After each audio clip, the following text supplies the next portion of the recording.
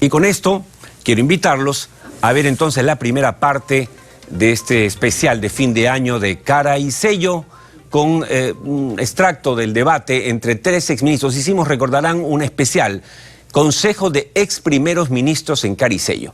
Y lo que veremos es el debate entre Luis Solari, Salomón Lerner y Óscar Valdés, tres ex primeros ministros que hacen sesudos comentarios, discrepan también sobre lo que ha sido la coyuntura que hemos vivido en este año y obviamente lo que se viene en el siguiente. Todo esto gracias a Viceversa Consulting. Los invito a acompañarme.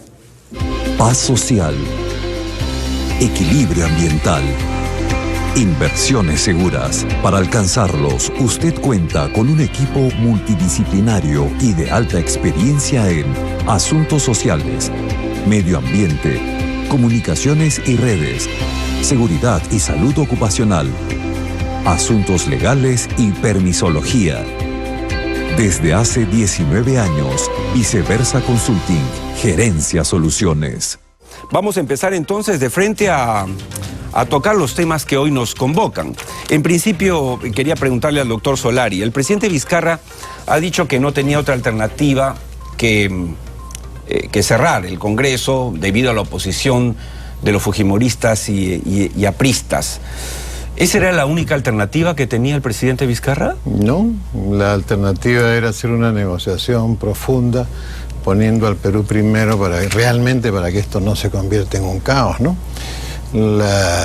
Yo creo que sobre esta entrevista de hoy día, en la que finalmente el presidente dice que el famoso decreto supremo no tuvo aprobación por el Consejo de Ministros, cosa que es increíble, porque sí hubo Consejo de Ministros el 30, porque el aumento de los rectores de las universidades se aprueba en un Consejo de Ministros del 30. En ese Consejo pudo haber hecho aprobar el decreto supremo de disolución. Entonces, ningún jurista... Bueno, él está asumiendo la responsabilidad, lo ha dicho claramente ahora, ¿no? Ningún jurista sobre la tierra, ni en el Perú, nos va a poder convencer que un tema de tal relevancia como es disolver un Congreso no necesita aprobación del Consejo de Ministros. Ese es un problema muy serio. Y el otro problema que hay muy serio es que hasta ahora como que uno pasa las páginas, no es así. O sea, al presidente le otorgan la confianza, ahí está el tablero verde, el presidente lo ve rojo. O sea, hasta ahora nadie ha podido. Esa es la razón por la que el defensor del pueblo ha dicho pues que esto está alejado de la Constitución. Entonces, esto es como un cuaderno de un chico de colegio, que se le cae una cosa marrón, chocolate por supuesto, y se pasa a varias páginas. Y uno va pasando la página y sigue manchado. Y la pasa a otra y sigue manchado. Entonces, hay dos cuestiones acá fundamentales que no pueden dejar de ser debatidas hasta que se aclare. Y la tercera es la elección del magistrado del Tribunal Constitucional. Si mañana el director del Peruano no le acepta al presidente del Congreso la publicación, tiene que hacer una denuncia en la Fiscalía. Porque el único argumento, ¿acaso es el director del Peruano? No, es el primer ministro, que está en su oficina. No porque hay una reconsideración. Señor, el acta se cierra a las 13:40 y la reconsideración llega a 13:42 a la mesa de partes. ¿Qué dice el artículo 58 del reglamento del Congreso? No se pueden presentar reconsideraciones después de que se ha dispensado de la aprobación del acta los acuerdos. O sea, son tres cuestiones. Sí. Va a haber tiempo para seguir. Pero hay tres cuestiones que no se puede pasar la página hasta que salga. Y la más grave de todas, aunque parezca mentira, es esta negativa del director del Peruano a publicar una resolución legislativa. ¿Con qué autoridad? Preguntándole al primer ministro actual. ¿Qué opina Salomón Lerner, ex primer ministro, sobre la primera pregunta que he planteado? Porque esto es importante. En este programa estamos tratando de hablar de las cosas de fondo.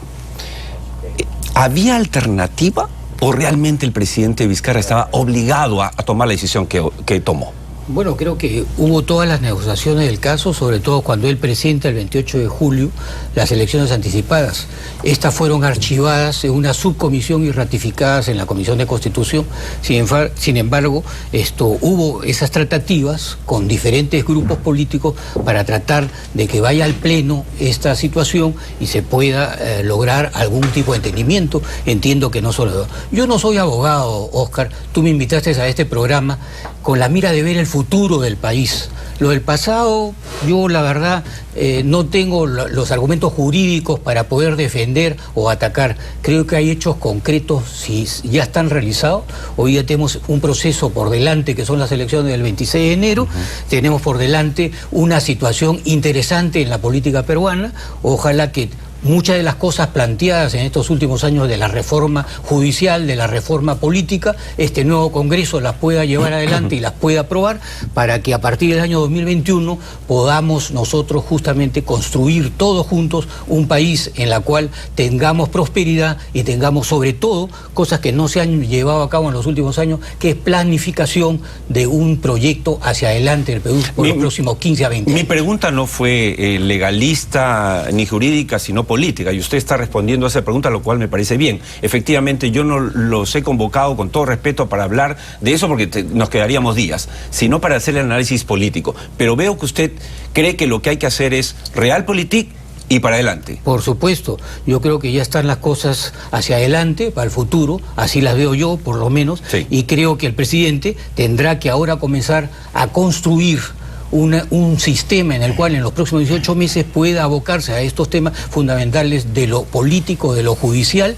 y también, por supuesto, a destrabar toda una serie de aspectos que dentro de la administración ejecutiva no se han venido dando en los últimos años en el Perú. Es obvio que Luis Solari no está de acuerdo con usted, y yo le pregunto, por lo tanto, conociendo la opinión, sí, Luis, con mucho gusto. ¿Por qué es tan importante no dejar, no pasar la página? Excelente. Precisamente los televidentes, y tú y Salomón no podrá discutirme eso, acá los televidentes están viendo dos formas de hacer política.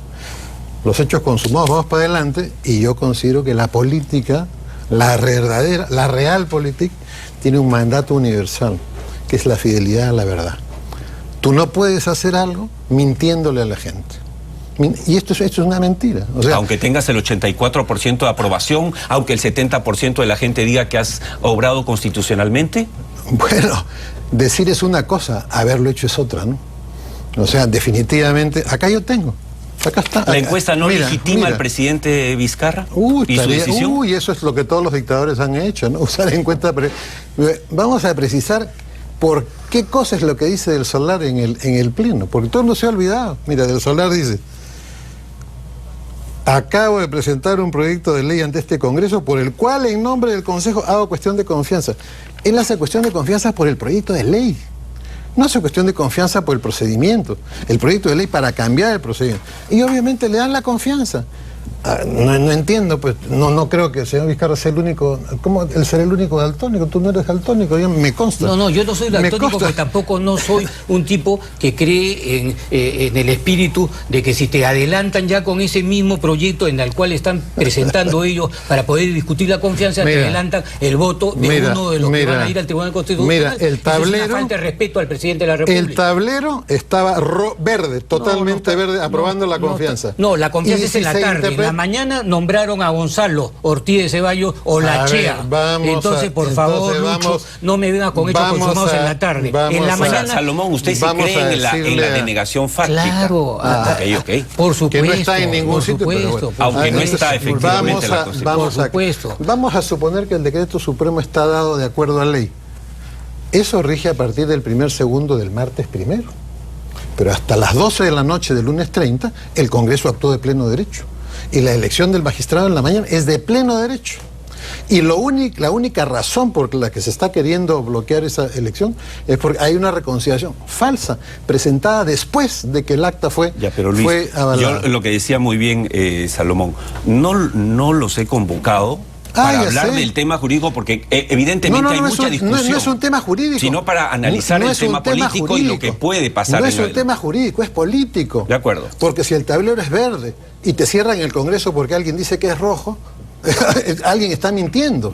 O el tablero miente, o miente el que dice que es rojo. Solo hay dos posibilidades. Me encanta además a mí, como un demócrata convencido, escuchar dos posiciones de dos personas que yo respeto, que sean discrepantes, porque eso es la democracia. Yo a veces, cuando he hablado con mucha gente a propósito de este enfrentamiento del Ejecutivo, yo le digo, ¿sabes cómo se llama eso? Democracia. Tenemos que aprender a vivir en ella. Pero tenemos también en la línea, desde Tacna, al ex primer ministro Óscar Valdés, quien está conectado con nosotros. Óscar, ¿me escucha usted? Sí, muy buenas noches. Buenas noches también a Luis y a Salomón. Bien, como los ha escuchado, Oscar, nos gustaría que nos diga, por favor, cuál es su opinión sobre este primer planteamiento mío, que me parece que va, digamos, a los antecedentes de este acontecimiento para poder mirar al futuro y poder saber actuar. La única alternativa que tenía Martín Vizcarra era cerrar el Congreso para poder gobernar. Definitivamente yo creo que no era su única alternativa, porque con la experiencia que tenemos los primeros ministros, este Congreso de la República, en mi opinión, no fue en ningún momento obstruccionista. Si bien es cierto, no hizo su tarea de llevar a cabo la reforma política, la reforma judicial, sí le aprobó todo lo que el gobierno le dio. Y creo que la forma en la cual el presidente Vizcarra ha cerrado prácticamente este capítulo, porque ya es casi un hecho consumado, ya el Tribunal Constitucional, algunos miembros se han pronunciado, tiene el apoyo de las Fuerzas Armadas, supuestamente tiene la popularidad y el apoyo del pueblo, y va a ser muy difícil que esto se pueda revertir y recuperar la institucionalidad que reclama Luis Solari. Yo estoy de acuerdo en el sentido de que es difícil tragarse este sapo, porque debemos defender la institucionalidad y sobre todo la independencia de poderes, y las formas son importantes, y sobre todo ya debemos dejar atrás en el país interpretaciones auténticas o denegaciones fácticas, ¿no?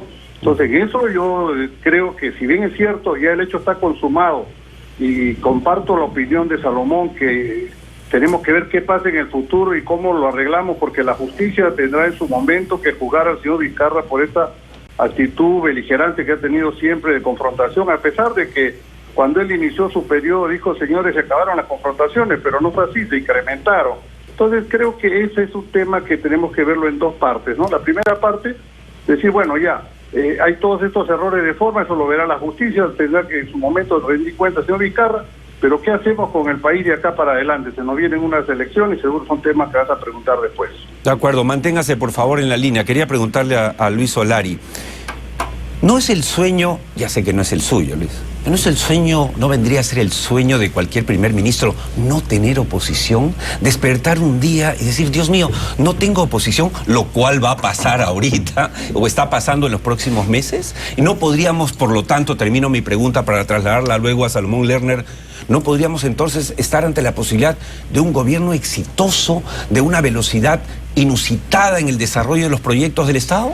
Bueno, el sueño de los dictadores es no tener control político, ¿no? O sea, cualquier demócrata que haga las cosas y termine eliminando el control político sin que sea estrictamente apegado a la ley e impecable, porque si esto hubiera sido con un tablero rojo verdadero y si hubiéramos tenido un decreto supremo perfectamente aprobado, no tenía pues Consejo de Ministros. O sea, nosotros no tenemos, el Perú no tiene por qué pagar que adentro del Palacio de Gobierno no se den cuenta que al decir que no le han dado confianza, ya no había Consejo de Ministros para aprobar la disolución. Pues ese ya es un problema en que se ha metido el gobierno y ya ellos verán cómo salen. Pero el Consejo donde se aprobó la norma para aumentarle a los rectores de las universidades, ¿por qué no lo aprobaron ahí?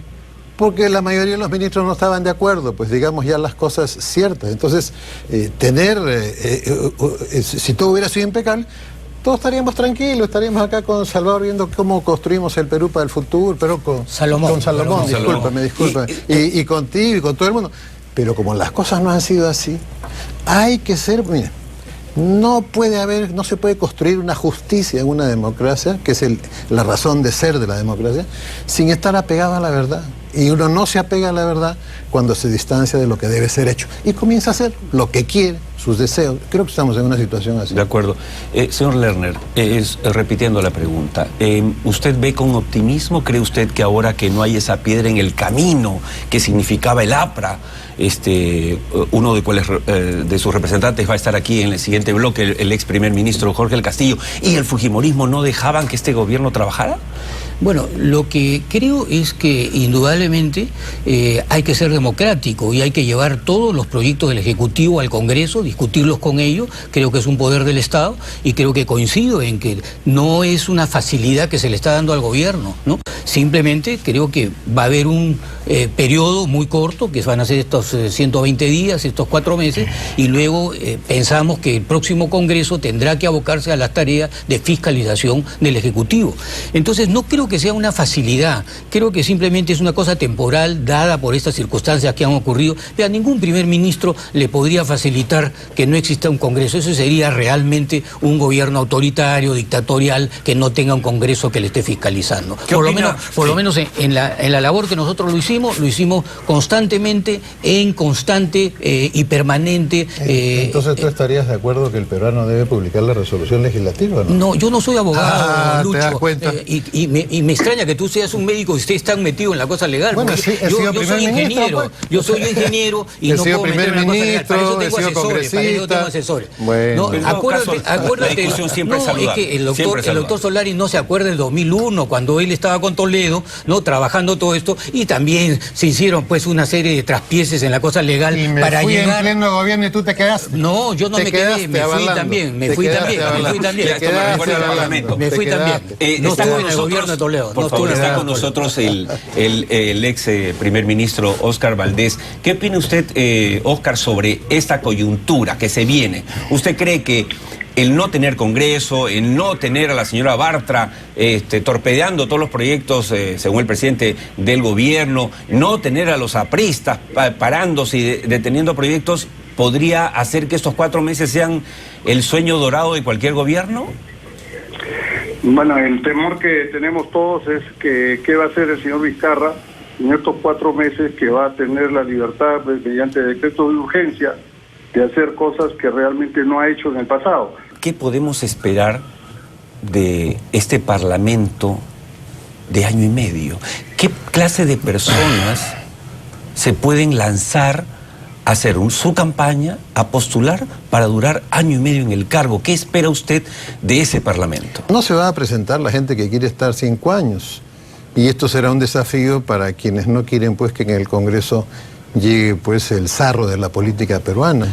Señor Lerner, si se dieran esas elecciones como se está estableciendo el 26 de enero, ¿qué espera usted de ese Congreso? Ahí va mi pregunta, porque hay mucha gente que nos ve y que dice, bueno, ¿y quién se va a presentar?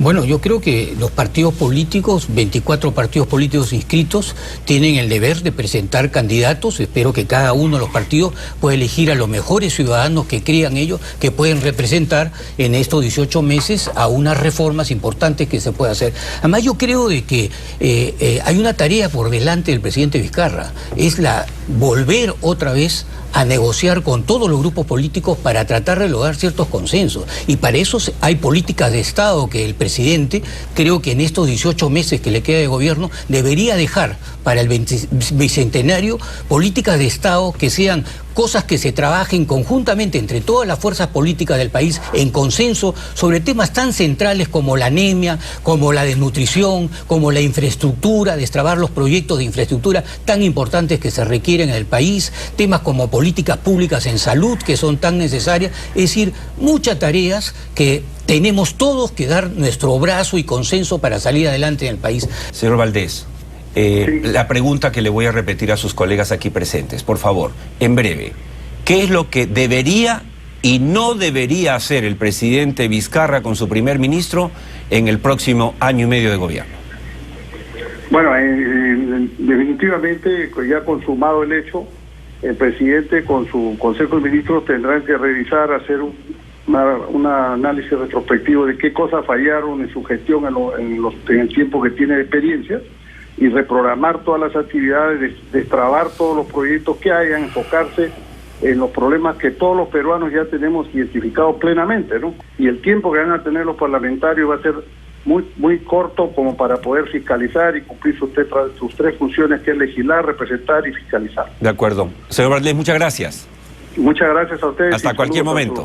Muchas gracias. La misma pregunta, por favor, para una breve respuesta. Esto es imposible. ¿Qué es lo que debe y que no debe hacer el presidente en lo que le quede de gobierno? Yo quiero terminar, por favor, diciendo que yo he planteado acá 3 argumentos fundamentales que ensombrecen el nacimiento de la situación en la que estamos. ¿Por qué? Y esto es político, no tiene nada que ver con él. ¿Por qué? Si el tablero es verde y dice que está aprobada la confianza, ¿por qué en Palacio la leen roja? Porque no le avisaron con una tablita mientras da el mensaje. Eso ya es problema de Palacio. Segundo, oye, esta disolución del Congreso no necesitaba aprobación del Consejo de Ministros. Claro que necesitaba, si es una cosa que marca la historia del Perú en un antes y un después. ¿Y por qué no tiene? Porque no había, pues, Consejo de Ministros. Y la tercera, si está electo de acuerdo a ley, según lo que mandaba todos los procedimientos parlamentarios, ¿por qué razón no se publica la cuestión? El argumento que da el directorio peruano, que hay una reconsideración, ¿sabes qué? Es orden del primer ministro. Y eso es autoritarismo, eso es abuso de autoridad. Y finalmente, claro. Estos tres argumentos no han podido ser rebatidos por mi gran amigo Salomón, que te ha sido por la parte personal. Así cuando los argumentos no pueden ser rebatidos. Continuará pues, después del programa, pero yo le quiero pedir... Después de un abrazo y un beso, ¿no? Al señor Lerner, le pido por favor que responda a esta pregunta. ¿Qué usted, en este momento estoy seguro que el presidente, los ministros estarán viendo el programa y si no, la repetición de las 11. ¿Qué aconsejaría que hagan y que no hagan? Tres aspectos fundamentales, Oscar. El primer aspecto fundamental, si queremos ahorrar al país no solamente la cuestión política, sino económica, hay que hacer elecciones anticipadas. Eso estoy totalmente de acuerdo. La segunda es que si eso no se da y tiene que él permanecer hasta el 28 de julio de 2021, creo que hay que llamar a todas las fuerzas políticas para hacer consensos en políticas del Estado tan necesarias para iniciar el bicentenario con otra actitud, no confrontacional, sino de consenso entre todas las fuerzas políticas. Y tercero, hacer una actividad ejecutiva hoy día de programas y de inversiones que en este momento están trabadas en la parte ejecutiva del Estado para que el Perú reciba, y sobre todo las clases más necesitadas, reciban ese bienestar que están esperando del Ejecutivo y de todos los que están gobernando el país para el futuro. Les agradezco el haber aceptado mi invitación. Gracias. Y les agradezco el haber sido tan concisos y claros en sus posiciones. Muchas gracias.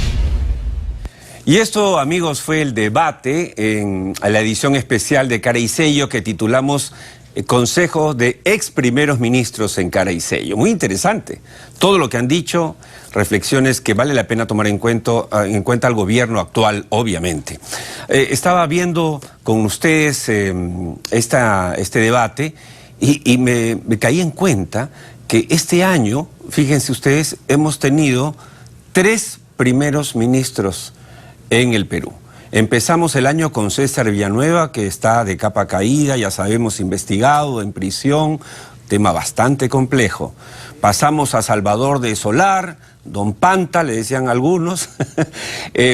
Bueno, hizo lo que hizo, quedó en el recuerdo un poco cuando entró con decisión al Congreso para pedir la palabra, que terminó en la disolución del Congreso y en su disolución también, ¿no? Dicho sea de paso. Y estamos ahora con Vicente Ceballos, el que era ministro de Justicia, ahora primer ministro. Esas son las cosas de la política, pero hay mucho más por venir seguramente el 2020.